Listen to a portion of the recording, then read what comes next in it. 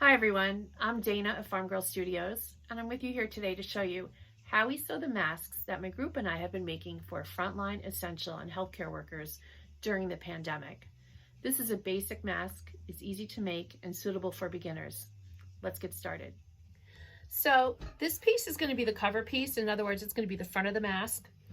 And this piece is cut 10 inches by 8 inches. So it's 8 inches high and 10 inches long. The back piece, which we always use a different color because what we found is that the healthcare workers sometimes have to reuse the mask and they like to turn them inside out and they need to know which side they used. And this definitely tells them, it gives them an indication of what side they were using on that particular day. So here's the front, and we want the pieces facing each other. And this, the back piece, is cut to be 9 by 8, 8 high, 9 horizontally. And the reason we do that is, I'm going to show you. I put them front to front. And the reason that we do that is when we make a channel, which we're going to do in this case, the channel is ultimately going to pull the, it's going to hold the elastic that we pull through. In order to get it through the channel with the tapestry needle, it needs to be a certain thickness. You can't just fold it over and let it go. So what I've learned is that if you make the channel too thick, it's too bumpy. This way, when we go to fold, you get a little piece of this, and then you get to fold over again. It makes a nice, neat, clean channel by having a little bit of overage on the front of the mask. When I get to it, you'll understand that more. But again, this top piece, the front piece is 10 by 8. The back piece faces it on top like this. It is 9 by 8. And you want to layer it on top of that with just an even amount on the sides, a little bit like a half inch on either side. And now we can start sewing. Let me bring you over there and show you. Okay, so we're at the machine now, and I have my fabric ready to go. And I'm going to take what's called the top side right now, and we're going to go, I'm going to use this as a, if you're looking at it, landscape, not portrait, you know, as a rectangle landscape. And then this is going to be the top. We're going to sew that first. And when we sew these, we want to put a filter pocket in. And basically that allows the end user to put in extra material into the mask to help them for protection level.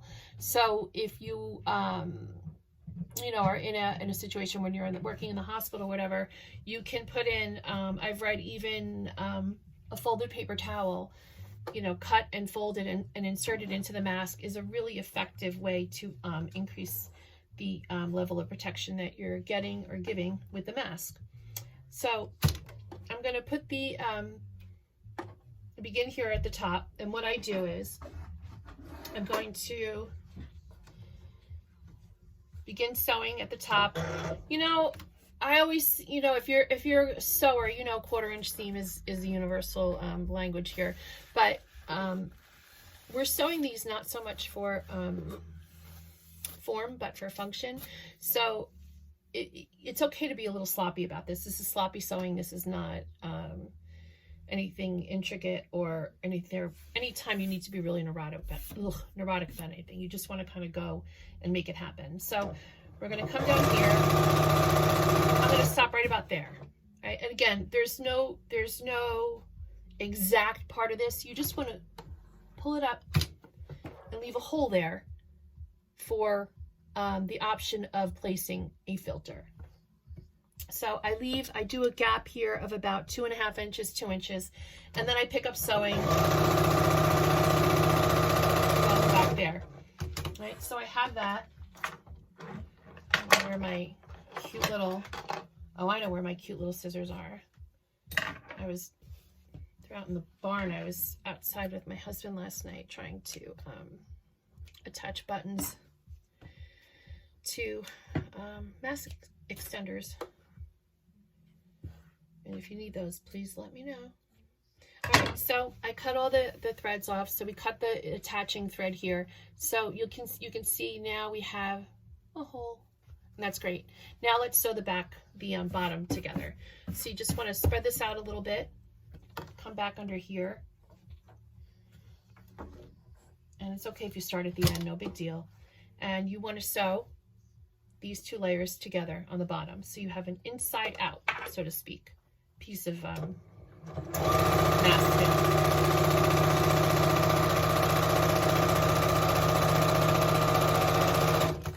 I always cut all my threads at the machine so that you don't have to have a hassle later trying to deal with them and getting them caught in things and messing with your ultimate design. So here we have this, right? And I'm going to show you.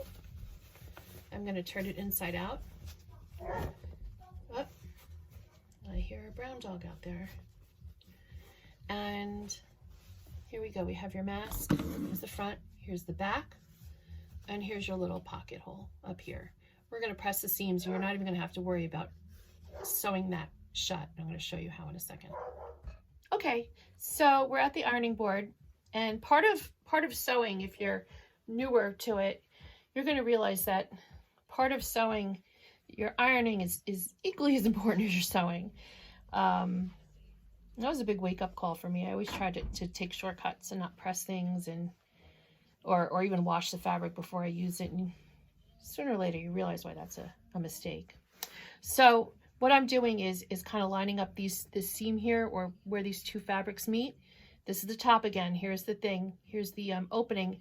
And what I do is I push the fabric along the seam line inside. So I'm going to take that part, and I'm going to take my hot iron and get a nice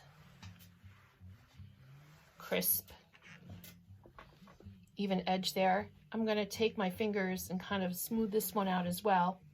And then I'm going to take the bottom here and sew that seam. You'll notice there's a tiny bit of overlap under here from the bottom. I don't care. I picked a bottom that matches. It goes nicely with the grays on the top of this. I'm not really worried about that. So this is pressed and clean and fresh. Try and get you away from the hot iron there so you can see what's going on. Okay, so we have this nice and pressed. I have a container that I got on the internet, and I'm sure it's from China. It says, it's got like a little bunny on it. It says happy day. But it was chock full of these wonderful baby binder clips, which I'm finding, you know, old school sewers would always use your magnetic pin cushion. Binder clips are so much better. So I'm using them for now, but you can always use pins if you don't have these. So what I do is I want to start putting the pleats in. So I'm going to take my fingers here, and I'm going to come down about 1.5 inches and take a little bit of fabric and move it up. I'm going to take a binder clip, and I'm going to flatten it and secure it. So you can see how I did that. Okay, I hope that I move that camera. Okay, let me move you down here.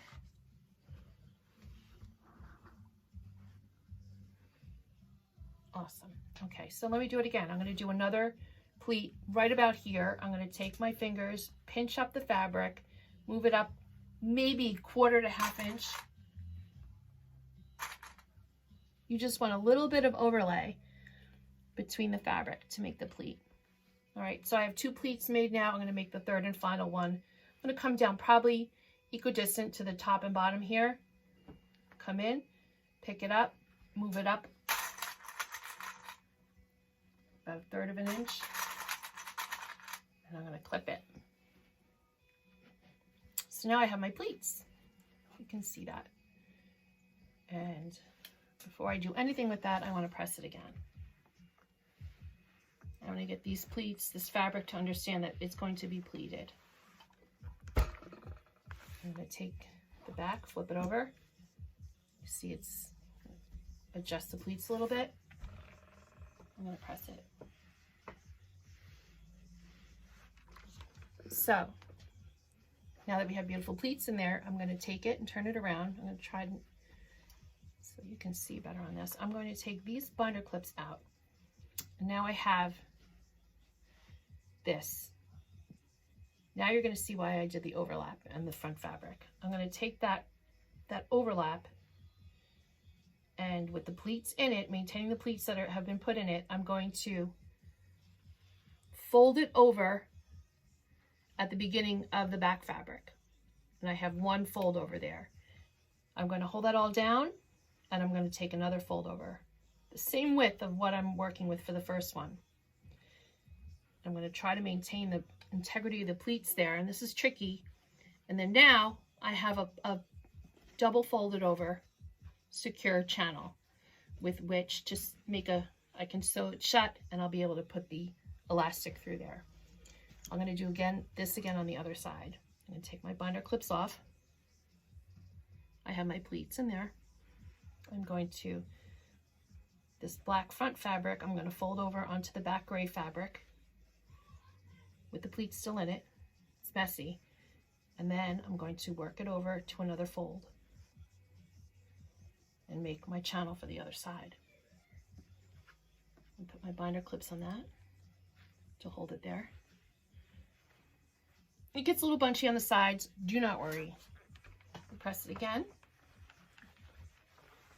and I'm going to press it in the front.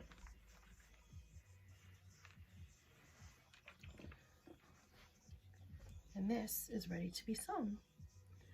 Come back with me.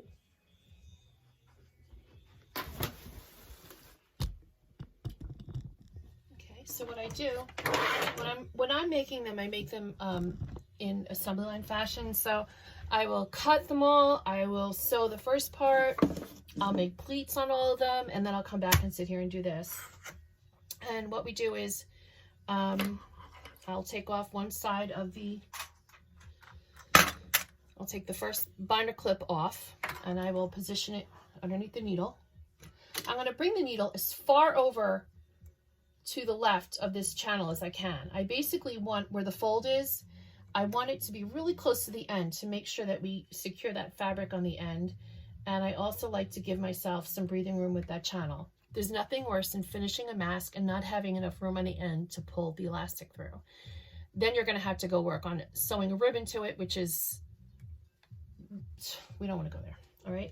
So I'm going to start here. I'm going to hold here to maintain the integrity of the seam, of the folded channel. I'm coming as close as I can. I'm going to show you my needle widthwise. You can see. Can you see that I do it? Yes. Okay. Sorry. I'm not set up for this.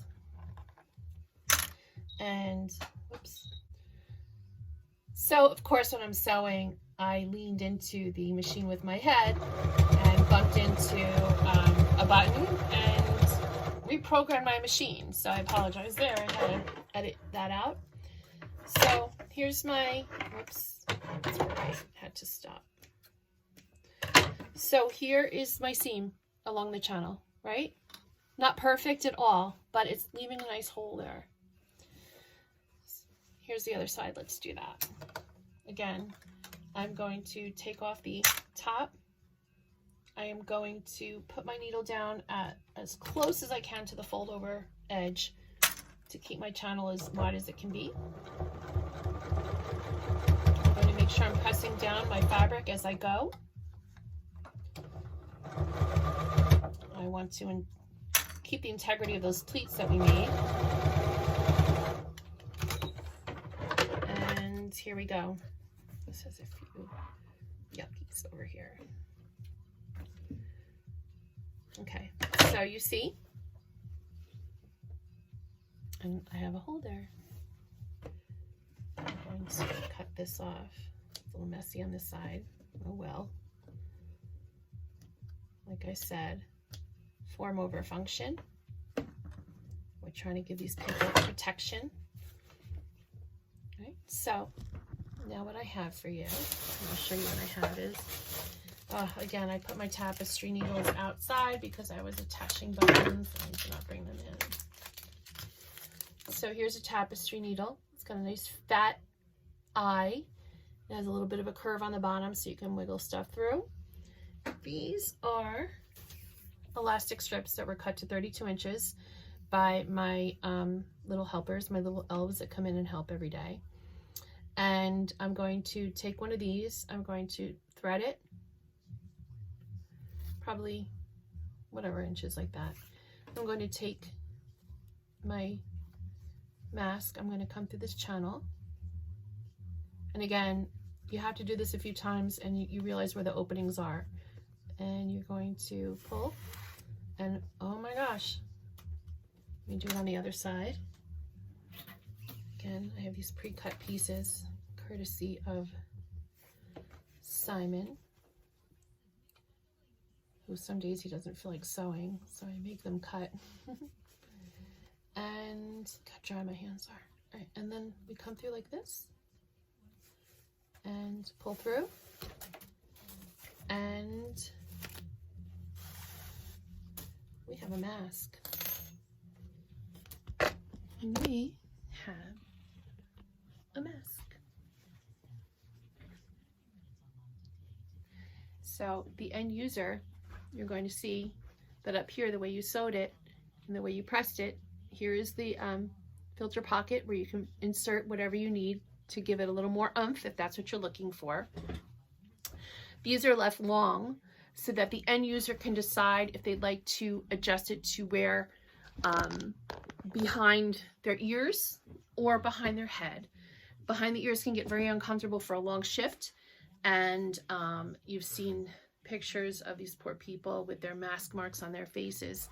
So the reason I cut these long and send them long is so that the user has the option of tying it around the back of the head. Also, many hospital workers have the N95s and they're using these for additional protection over the N95 that they already have on. And in that case, you definitely want to put it around the side of your back of your head. So that's it. That's how we make our masks. On a good day, we can put a lot of hours in. We can churn out up to 50 of these. It's hard to do, but we can. If you are just starting out as a sewer and looking to do these, I commend you. I give you a lot of credit. Learning to sew is not easy, and it's full of a lot of frustration, and you need a lot of patience, because the way to really learn to sew is to make your mistakes and make some colossal ones, and you learn what works and what doesn't.